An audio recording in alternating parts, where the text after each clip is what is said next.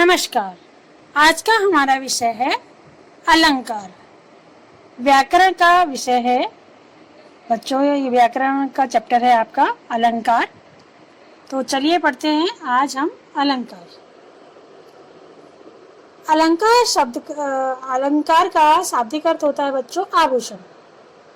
जिस प्रकार एक स्त्री की शोभा आभूषण से होती है, उसी प्रकार काव्य की शोभा अलंकार से होती है। अर्थात जो किसी वस्तु को अलंकृत करे वह अलंकार कहलाता है। जैसे आप शादी ब्याह में जाते हैं, बहुत सज धज के जाते हैं ना, तो सुंदर लगते हैं क्योंकि आप बहुत सारे आभूषण पहनते हैं। उसी प्रकार से जब हम कविता को अलंकारों से सजा देते हैं तो कविता बहुत सुंदर लगती है। यानी कविता या काव्य की शोभा को बढ़ाने वाले शब्दों को अलंकार कहते हैं। और संक्षेप में हम कह सकते हैं कि काव्य जो है, काव्य शरीर अर्थात भाषा को शब्दार्थ से सुसज्जित तथा सुंदर बनाने वाले चमत्कार पूर्ण मनोरंजक ढंग को अलंकार कहते हैं।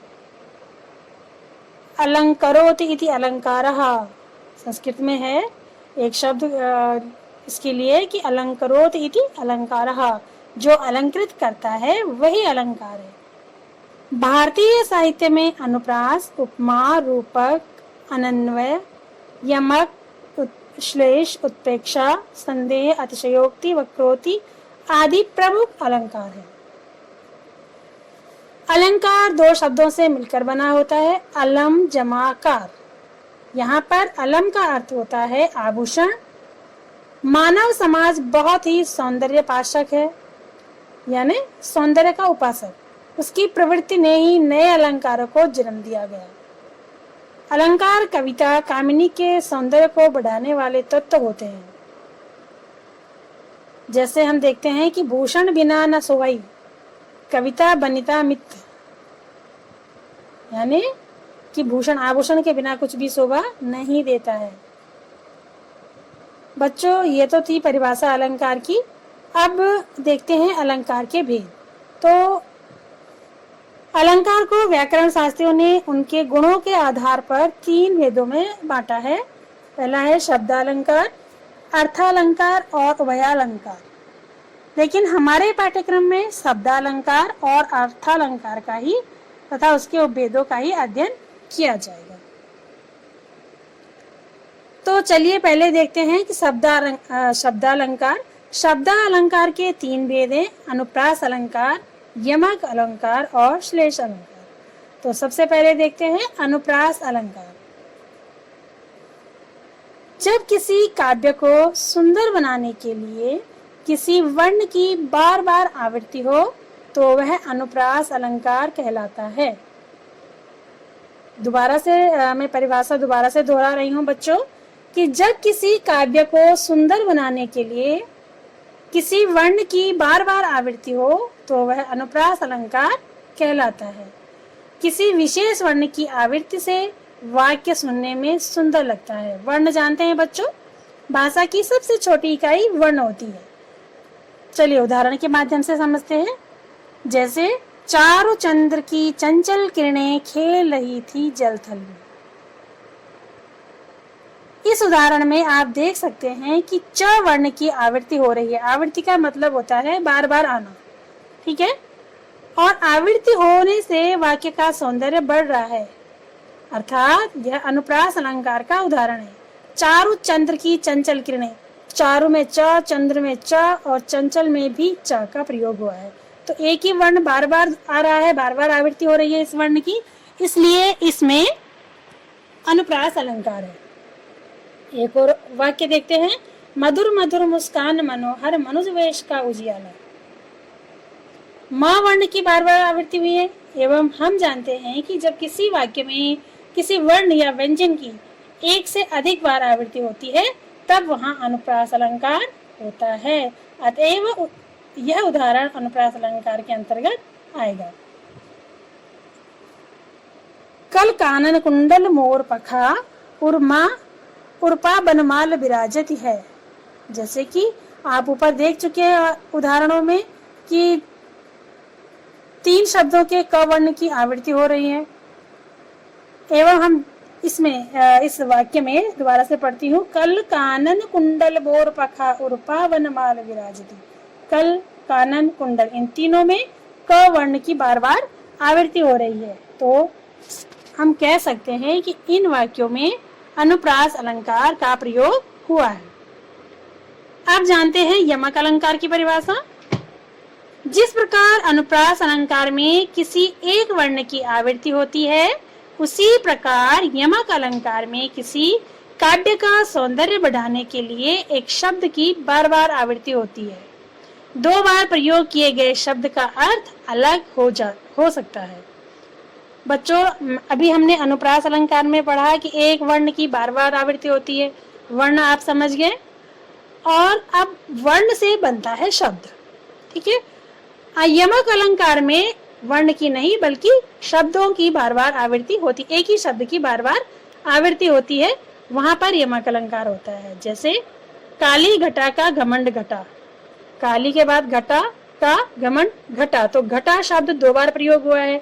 यहाँ पर यह हो सकता है कि दोनों शब्दों के अलग अलग अर्थ हो सकते हैं। जानते हैं कि इनके क्या अर्थ हैं। यहाँ पर घटा शब्द की आवृत्ति भिन्न भिन्न अर्थ में हुई है। पहले घटा शब्द वर्षा काल में उड़ने वाली मेघमाला के अर्थ में प्रयुक्त हुआ। काली घटा, काली घटा किसे कहते हैं? घटा माने काले काले बादलों को घटा कहते हैं। ठीक है। और दूसरी बार घटा का अर्थ है कम हुआ है। काली घटा का घमंड घटा, घटा मतलब कम हुआ, अतः यहाँ पर यमक अलंकार है। दूसरा उदाहरण देखते हैं। कनक कनक ते सौगुनी मादकता अधिकाय, या खाए बोराय नर या पाए बोराय। यहाँ पर भी कनक शब्द का प्रयोग दो बार हुआ है। पहले कनक शब्द का अर्थ है सोना, कनक कनक ते सौगुनी। सोना शब्द का दो बार प्रयोग हुआ। पहले का अर्थ है सोना और दूसरे का अर्थ है धतूरा। इस वाक्य का अर्थ है कि जिस व्यक्ति को सोना प्राप्त हो जाता है, बहुत अधिक सोना प्राप्त हो जाता है, तो वो उसको उसका नशा हो जाता है, और जो बहुत ज्यादा धतूरा या भांग पी लेता है उसको भी बहुत ज्यादा नशा हो जाता है। तो दोनों ही बोराए फिरते रहते हैं। हमें फिलहाल इसके वाक्य को पहचानना है। तो ये वाक्य की पहचान यही है यमक अलंकार के, कि एक शब्द की बार बार आवृत्ति हो रही है। ठीक है। तो ये अब देखते हैं हम अगला श्लेष अलंकार।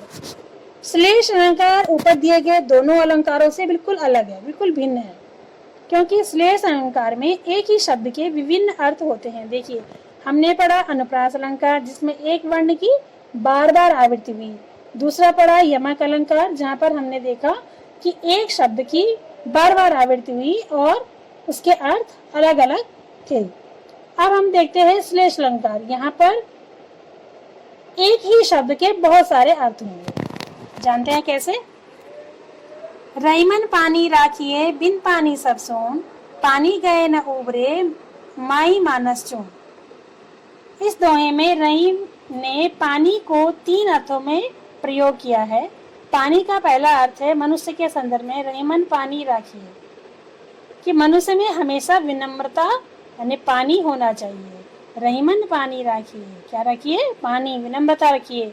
और पानी का दूसरा अर्थ है आभा, बिन पानी सब सून, बिना पानी के सब सूना है, तेज या चमक से है। दूसरा अर्थ है आभा यानी कि तेज या चमक, और जिसके बिना मोती का कोई मूल्य नहीं है। उबरे मोई मानस सून, ठीक है, इसका मतलब बिना चमक के मोती का कोई मूल्य नहीं, जिस प्रकार बिना विनम्रता के मनुष्य का कोई मूल्य नहीं है। तो एक ही शब्द है पानी और इसी के दो अर्थ निकल गए। पानी का तीसरा अर्थ जल से है, जैसे आटे यानी चून से जोड़कर दर्शाया गया है।